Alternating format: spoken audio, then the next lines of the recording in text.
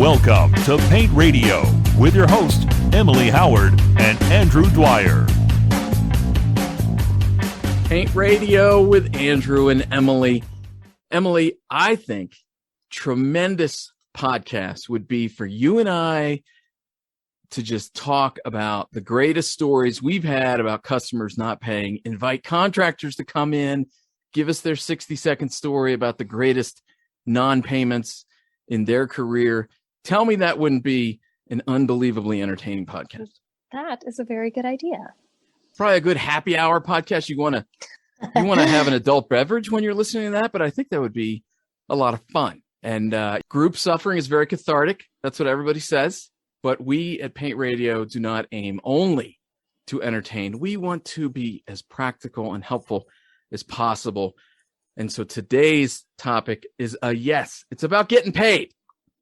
Getting paid. Where's the money? Show me the money. And so we have with us today Matt Viator. He's the senior legal associate at Levelset. Levelset, I'm sure people know that organization, that company that specifically works with contractors to help them get paid. Matt, welcome to the podcast. Thanks for joining us. Thank you for having me. I love the intro. Show me the money. Yeah, boy, I tell you, as soon as I said it, I kind of cringed because, man, there's nothing more cliche than hitting the show me the money. But it's just, I don't know. That's what you do when the mic goes on. I go to cliches. That's where I feel comfortable. Jerry Maguire's a great movie. I get it. We could open this podcast with probably so many movie clips about getting paid. And again, that would be very entertaining. Matt, I understand you are a construction attorney with a focus on lien laws and construction payment. Is that correct? Tell us a little bit about your background. Yeah, that's correct. I'm a construction lawyer. I've been working at Levelset as one of our in-house lawyers for the past, I guess, almost 6 years now. And Levelset's focus has been on lien rights management from the start, but along the way, we've kind of expanded into other product lines. And the focus is always making sure that everyone's getting paid what they've earned. But yeah, so start off focusing on lien rights management. And as the company kind of expanded, so did I. And over the past couple of years, we've kind of expanded into doing things like payment processing, contractor reviews, subscription legal plans, some materials financing lately. And we've built out a Q&A platform where people are telling us those horror stories you were talking about earlier. I can't tell you how many thousands. Oh, I guess I could tell you. I think I've answered about 3,700 of those questions now where people are telling you their worst story and looking for help. So I'm intimately familiar with the payment problems contractors face, and it's a tough one. Well, and so what have you all seen recently with COVID? Obviously, a lot of things have changed. The market is extremely busy. Are you all seeing any trends or payments slowing down? Are they speeding up? Is this a bigger problem, a smaller problem? What are you all seeing over there? We do yearly cash flow surveys with contractors. And actually, our 2022 survey is open. If anybody wants to check that out, that's open on the site. But yeah, so looking through the past couple of years, unfortunately, it's a predictable trend, with the pandemic and with all of the business issues that, construction businesses have been facing and, all businesses have been facing. Predictably, unfortunately, payment times have kind of slowed down and non-payments become a bigger issue over the past 2 years and change. Really? Why? I mean, why? Well, I mean, everything's harder right now, right? Or it has been. I think things are getting easier, but everything's been harder and busier. Well, but it's harder for some. It's easier for others. So, right, there's been this huge increase in remodeling. Personal savings have grown. So there's certainly data points out there that could point to an improving payment environment. But why do you think it's down, Matt? It's hard to say. I would say that the pandemic's put so much stress on individual small businesses. The construction industry it's a mosaic of so many small businesses, so many mom and pop shops that while industry on the whole may be faring pretty well, I think some of those smaller individual stories would be less of a rosy picture, unfortunately. But on top of that, the supply chain issues are factoring in a great deal. I would say that the supply chain issues are affecting budgets, but there's all kinds of staffing issues in the construction industry right now. The skilled labor shortages, anybody that's working in construction's heard about those. And so it's hard to keep projects, on budget and on time, which obviously it's nothing new for construction, but I think the pandemic has really exacerbated a lot of that. That makes a lot of sense that there's so many things that go into that whether people are paid on time or not. You certainly can't look at one piece of data to gauge that. So, let's start with what contractors can do before there's a problem. How do you advise contractors about what they can do from their process standpoint to avoid a payment problem?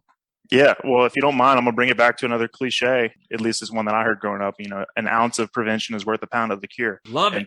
And so we really stress here at Levelset, and just me in my personal life, the preparing for every situation that you're going to face will help you whenever those situations do come up.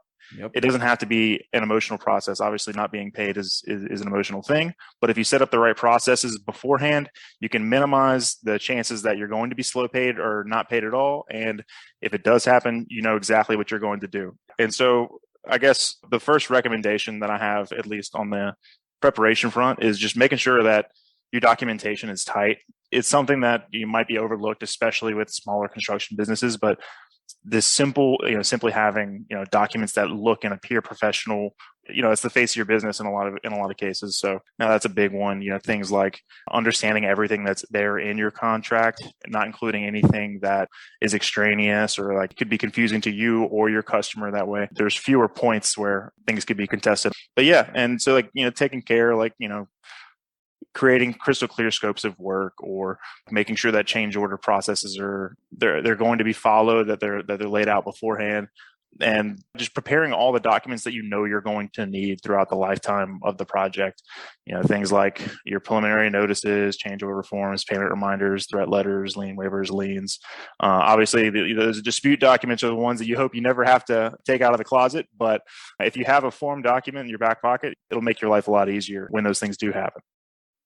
I mean, I think what you're saying here is that one mindset that we can all probably stand to get into is assume that things are not going to go smoothly. Yeah. That somewhere along the line, you're going to have people who aren't going to pay, or they're going to pay slow.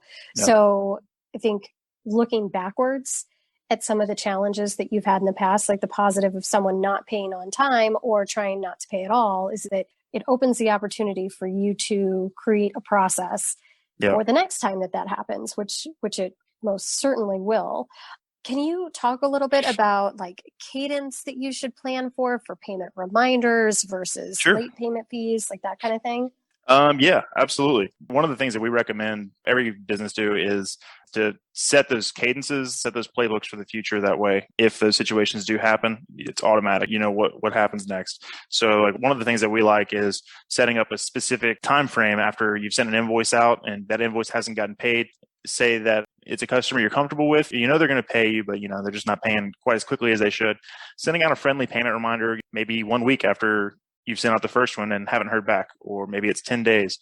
But coming up with some kind of uniform process or some process you're comfortable with for following up, that way it doesn't have to be this awkward, hey, did you see my email or my text? We think that's a really great and probably undervalued step. And then for threat letters or notices of intent to lien, typically you'll want that to be a little bit further out, and that'll be tied to the customer, your comfort level with that customer. And maybe that's okay, it's been 45 days, I still haven't been paid, I still haven't heard back, I'm getting the runaround, checks in the mail, that sort of thing. Maybe you set your demand letters or your NOI, your notices of intent, to go out a little bit later than that. Well, and what about, like you were talking about, making it easy to pay? Yes. I think we've all heard the checks that, oh, did you send my check? Yeah. I did. Yeah. Okay, well, there's all kinds of problems with the U.S. Postal Service. Oh, yeah. One of which being that unless they got some kind of confirmation when they sent it out, you have no idea what's going on. So what are some strategies that you've seen that have been helpful in making it easier for people to pay? Yeah, so making it as easy as possible for someone to pay you, just like in sales, what's the easiest way to get to yes, right? And so obviously construction is largely is still done via checks, but doing things like accepting cards, accepting electronic payments. There's a lot of third-party service providers that make it easy to accept payments electronically. But basically telling your customer, okay, that check might be coming slowly. Here are 3 more options. I want to make it as easy as possible for you to just log onto your computer, click a few buttons, and pay me. Or it could be something as simple as, hey, what if I stop by this afternoon to come pick up the check instead of waiting in the mail? That would be what I would say about the actual transactional element of that. But doing things like including conditional lien waivers with invoices can help to, a lot of times general contractors or any customer, developer, whoever it may be, they'll need to collect lien waivers from everybody working on the job before they can really get payment moving through the payment chain. And so if you preemptively submit that conditional lien waiver, it's like, oh, we've already got the lien waiver. Okay, well, yeah, let's go ahead and release payment right now. So yeah, and then sending those payment reminders like we just talked about, friendly updates, and hey, just checking in, and then being slow to escalate, but knowing when it's time to escalate can really help there too. Obviously, we want to keep good relationships. That way we can win bids and keep doing business. But at a certain point, it's a business. So knowing when to step in and take those steps. Matt, when you say make it easy to pay, certainly credit cards are very easy, but they come with a fee. Am I correct that more contractors are moving away from credit cards, or if they do, they charge an additional fee for that? And if so, if you see that, do you have any opinions, and you may not, that maybe that fee is worthwhile because that ease of payment, better to get paid with a fee than not get paid at all or to wait another 90 days? Do you have any opinions on that? In terms of what I'm seeing, unfortunately, it still seems like construction runs on checks. Everything we see, everything we hear is still check, paper check based. Now, in terms of cards, more generally, I don't know about construction specifically, but more generally, I know that more businesses are beginning to feel a little bit more comfortable adding surcharges, or at least, as credit cards become the preferred method for all kinds of, online vendors and, retail vendors, those credit card fees are being baked into the price a little bit more. Obviously, construction, those bids can be really sensitive. You never want to, price yourself out of a job by increasing, your price by a little bit in order to accept credit card payment. But maybe there is some room to move up just a hair. And so I will say, though, that electronic processing of payments, like Levelset offers Levelset Pay, other companies do the same thing. There's a lot of providers in the marketplace where you can send these invoices electronically and then allow the customer to pay however they're going to pay. Now, that may filter back towards credit cards and having to take a little bit of a haircut in order to get paid on time. But as it stands, a lot of businesses aren't being paid everything they're owed anyway. A lot of businesses aren't, necessarily charging every single change that they're making on site. And so I'm hesitant to tell any business owner that they should take a discount for their services, especially in construction, because it's something that the big players ask so often, unfortunately, of small businesses. But at the same time, it makes sense at a certain point. Well, and one thing that everybody listening to this might want to check is the rules around charging a surcharge around credit card fees. I believe that there are times when it's okay, other times when it's not. I'm not sure how it's regulated, if it's the state level or what, but something worth checking into.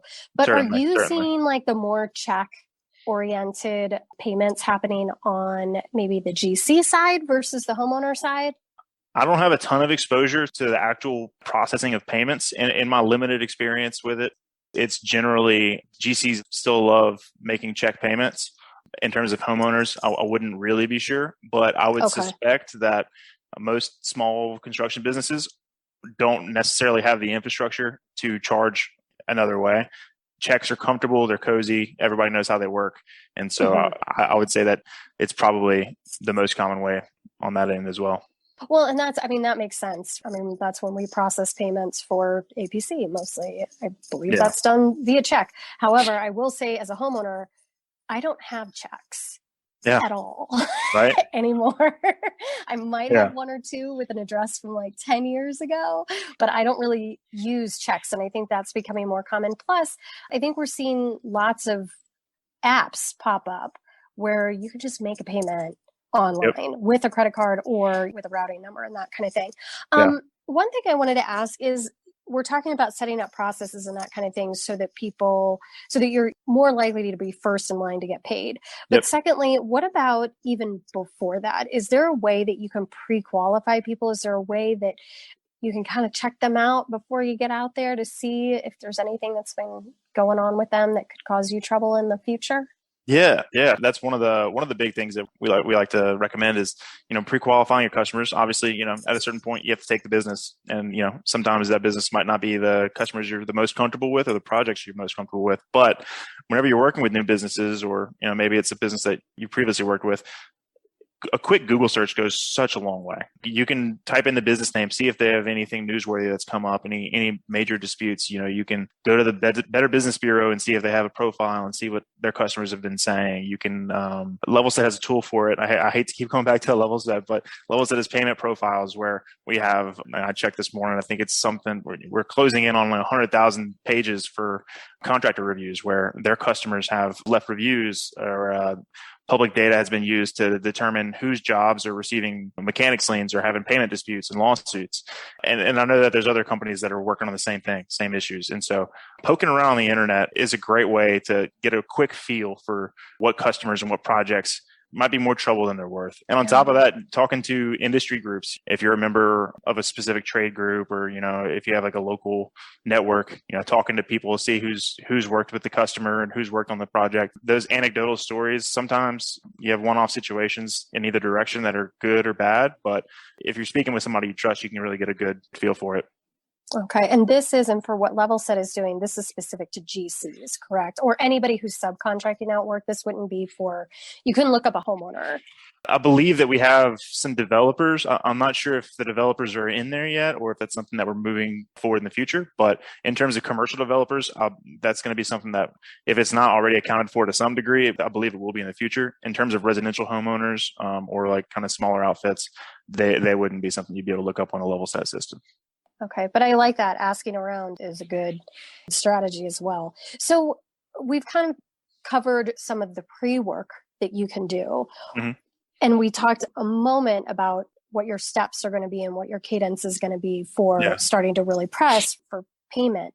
But what are the rules around liens, right? You can't give someone a bill and say, okay, it's due on the 11th and on the 12th, I'm filing a lien. What are the rules around timing for starting that process? And I would actually say that in some states, I would never recommend that somebody turn around and file a lien that quickly, especially without notice. But in some states, that might be legal. Okay. But yeah, and so lien rights management kind of straddles the fence between those proactive steps as well as the reactive steps in recovering payment. And so for the rules surrounding mechanics liens, the majority of states, and like the beginning of this process in the majority of states is something called a preliminary notice. I heard y'all talk about it on a past episode. Pre-lien notice is what a lot of people call them. I tend to prefer not to say pre-lien because then you automatically think of lien, you automatically think of payment problems. So we use the term preliminary notice, but basically that's a friendly, informative notice sent at the beginning of a project. In the states where they're required, there might be specific language that you need to include. There might be specific parties you have to send it to, typically the property owner, the general contractor. And like as far as the information that's on the notice, you're effectively telling them, hey, this is who I am. This is the work I'm doing. You can reach me at this address. This is who hired me. And so you're sending out that letter at the beginning of the project. That lets everybody know that you're there. And in the states where it's required, it preserves your right to file a mechanics lien later on in the job. And so a little bit further down in the process, so say you have some invoices that are going unpaid, we typically recommend to customers that you're going to want to send invoice reminders, payment reminders, send something friendly that says, hey, by the way, this invoice is still outstanding. Could you get a look at it? Could you get a check sent over? Could you get payment made? And those tend to be pretty friendly. You don't want to escalate too much unless you really need to. But if invoices remain outstanding, the next step is generally to send a notice of intent to lien. So basically that's just a threat letter. It is, it's like a shot over the bow, a warning shot that says, hey, we remain unpaid. We sent you the invoice this far back. And if we don't get paid, we're going to have to file a lien. We really don't want to do that. So let's get together and figure this out. And one thing that really helps with that part of the process is sending that letter to other parties on the project, because no one else really knows the conversations that you're having with your customer, right? And so, say you're hired by a subcontractor and the general contractor might not know that you're not paid. They might not know that there's a dispute or an issue going on. The property owner definitely doesn't know. And so if you let those other parties know, hey, there's a payment issue going on right here. We don't want it to screw up the rest of this project, but if we're not paid by this date, we don't really have a choice. We have to file a lien. Sending that threat letter, you can involve a lot of different stakeholders, and they can help make sure that you're paid and you're paid in a timely fashion. And in a minority of states, that notice is actually required. One of the ones that comes to mind is Colorado, is a state where at least 10 days before you file a lien, you have to send that notice. And there's a couple other states that do the same thing. Yeah, and then obviously the mechanics lien is the big one. The time frames for, when to file a lien varies greatly state by state, but typically the time frame is going to be based on either your last time on the job or on the overall project completion. In terms of time frames, it can be as little as 90 days after your last time working on the project, or, it could be a couple months after the project's completion. That's the deadline, right? And so you could file a lien before that at some point, but typically we all want to avoid mechanics liens. Nobody likes having to file a lien. And so if you use those other tools before it gets to that point, hopefully you don't even have to get there. But keeping an eye on those deadlines is crucially important, because who has the budget to go litigate a breach of contract claim? Not really that many people. Filing a mechanics lien, however, can be a really cheap and quick process as long as you've taken all the necessary steps beforehand. So it sounds like, you've talked about process and having a payment playbook. Ideally, you're aware of these deadlines in advance, right? That you're not just going by gut and you're not necessarily even looking it up right there in the moment, that it's only a matter of time before you face these issues. You got to have those deadlines in a notebook, on the computer, on your desk, correct? Yeah. And, one of the things that we hear a lot of customers do, obviously Levelset can help with that process. And I would like to think that we're experts at it and we're world class, but not everybody's going to use a third-party service for it. We have customers that, they have documents that they pin to the wall next to their computer that says, 30 days after completion, we need to do this. Or, you have a Google Calendar set up with reminders that says, okay, however many number of days before this, we need to do this. You have date calculators online. There's a number of different ways to do it. Google Sheets. We have customers that track everything in color-coded spreadsheets. But yeah, it's important to know your rules. Luckily, those rules don't change very often. And in a lot of states, they're not very complicated rules. Now, in some states, they can be quite complicated, but by and large, they're not really moving targets. It's just a matter of doing a one-time calculation saying, okay, I wrapped up this job on this date. I know that means I have, however many days to file my mechanics lien. All right. So if I have 90 days, let's go ahead and pick out day 60. At that point, I need to start escalating this and decide, is it time to file a lien? Is it time to get the conversation rolling? I need to let everybody else know that, hey, if I need to, I will file a lien, and hopefully we can avoid the issue altogether. Got a qualitative issue, i.e., a very difficult question. The people who never respond, they're kind of easy. What about the people who do respond? They're like, hey, man, I'm sorry. I need 60 days. Yeah. And then after that, he needs 45 days. Any guidance on dealing with those types of customers? So, I'm a lawyer, so maybe I'm prone to being a little bit cold-blooded in these sorts of things, but I'm a huge proponent of setting up a credit policy, right? And so saying, I'm sorry, this is company policy. If it's 45 days after I've sent that invoice, I can't go back to my boss, or, if it's a one-man show, you can't really do that, but I can't wait any longer. I'm sorry. I have to follow these steps. I have to follow this process. Otherwise, I'm putting my business at risk. But look, I want to be as flexible as possible with you. So let's work together. Let's figure this out. Let's figure out a payment plan or whatever it may be. But relying on the company policy, this is the process, can help a lot with that. But once you write out that policy, if you need to make exceptions for customers that you trust quite a bit or friends in the business, you can make that decision. But I still think that, having that written process and relying on it is it's invaluable. So once you've filed the mechanics lien and they still don't pay, what's next? That's a great question. And it's one that we get quite a bit. That'll depend a lot on, the factors of the specific job. So if it's a high dollar job, it might be worth it to go ahead and enforce that lien, which, entails filing a lawsuit to press the issue on that lien, because, mechanics liens, unfortunately, they do have a shelf life, right? They're only going to be effective for some set period of time. And say that's 1 year after the lien's filed. By that 1 year, you either would have to enforce the lien or it would no longer be effective. But we don't like to think of it as like a binary issue in terms of like, okay, am I going to enforce the lien? Am I not? Is this lien worthless? So one of the steps that we like a lot is sending a notice of intent to foreclose. Basically, that's just an escalated threat letter saying, no, seriously, I've already had to file this lien. If I have to take another step, I will. We will file a suit. This is when we're going to do it. Talk to me. Let's work this out. Beyond that, escalating additional threats. So if you're having a payment dispute, that means there's probably other claims on the table. Breach of contract claims. If your state has prompt payment laws, there may be claims available under those. And so sending another demand letter, sending a letter from an attorney or from something internal that looks, really official and professional that says, okay, these are the additional claims that we're going to have to move forward with if you don't pay me, could be another step, escalating after that mechanics lien is filed but not paid. But and this is something that Seth talked about on y'all's prior episode about liens, is that there is a threshold. Hiring a lawyer is really expensive. Having a lawyer litigate your lien enforcement is really expensive. And so, at a certain point, that lien might not pay off, but the chances of receiving payment after filing a lien, they go up. People pay attention when you file a lien. Property owners take that really personally, especially if it's a residential property. Nobody wants to hear, wait a minute, someone's making a claim against my home. And so by making the dispute emotional for them, you're raising the stakes for them. But ultimately, it's possible that you have to go a different route from filing the lien claims. So doing something like pursuing a claim in small claims court or sending the debt to collections are alternative options as well. Is there anything you're not allowed to do? I mean, right? Like you can't chase them with bats. That's right. a no. Yeah, I think breaking knees has gone out of style.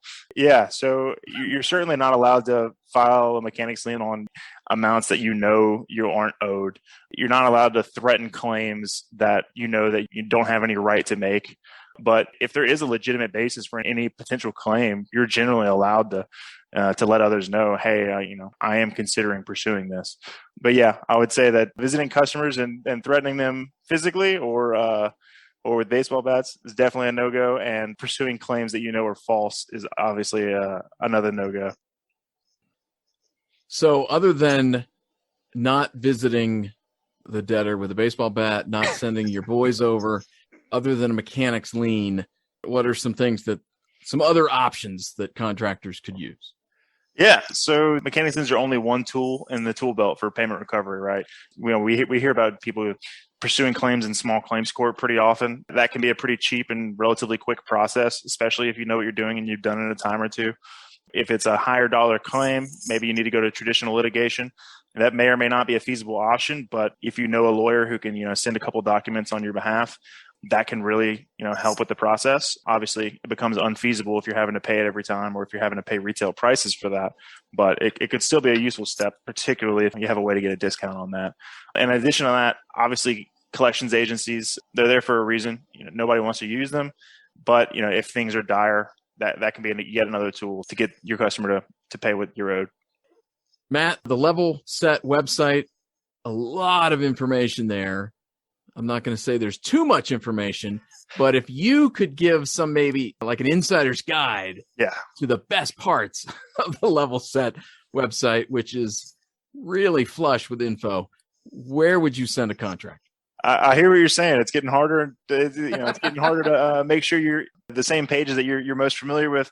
They may have moved around a little bit, and I hear what you're saying. So if you're looking for mechanics lien information, Levelset's got phenomenal pages. Basically, on our blog, we talk about how they work, and we talk about very specific situations. So if you Google any lien situation you want and type the word Levelset after it, I bet you that our information will pop up. So that's one of the best ways to do it. But every single state, we have frequently asked questions. We have guides to the common questions about mechanics liens. Every single state, we have a guide to, hey, if you want to file a mechanics lien on your own, here's how you would do it. And, we even have free forms and free downloads. So I would say, you can go onto the Levelset site, you hit the search bar, type in, whatever topic you want to learn more about. You can, go into Google, type in whatever topic you want to learn more about. I'm very partial to the 17 ways a mechanics lien gets you paid, because that really breaks down the whole ethos behind mechanics liens and why they work and when they work. And then I'll add the payment profiles. You get to see, what contractors have good reputations, bad reputations. It's kind of fun to just scroll around and type in the businesses, see if anything pops up. Honestly, there's so much information on the site now. It's kind of hard to focus on any one page. But yeah, I think those are all good places to start. 17 ways. I like it. Lovely prime number. You got it. Who doesn't love a prime number? Exactly. Matt Viator, Senior Legal Associate at Levelset. Matt, thank you so much for coming on the show. I'm happy to. I appreciate you having me. Hope I get a chance to come back sometime. Heck yeah. Again, that's levelset.com. If you got some time to kill and you're not looking for something specific, you can certainly go there. But if you are looking for something specific, heck yeah, hit there too. And also, if you go to paintmag.com, look under the Sweet Talking Andrew tab, and you can hire me to go sweet talk somebody and get that money that they owe you. Emily, am I right? I'll get it done. He is a sweet talker. There you go, baby. Keep talking sweet out there. Matt, thanks for coming on the show. Great work, everybody. Now go get paid and have a great day. And thank you for listening to Paint Radio.